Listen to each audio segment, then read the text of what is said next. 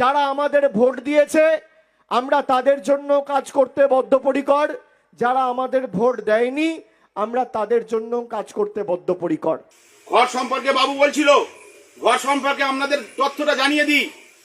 যাদের লিস্টে নাম আছে সে যদি দুতলা ঘরও হয় আর তৃণমূলের যদি কর্মী থাকে ঝান্ডা ধরে ঘরে, সে ঘরটি পাবে।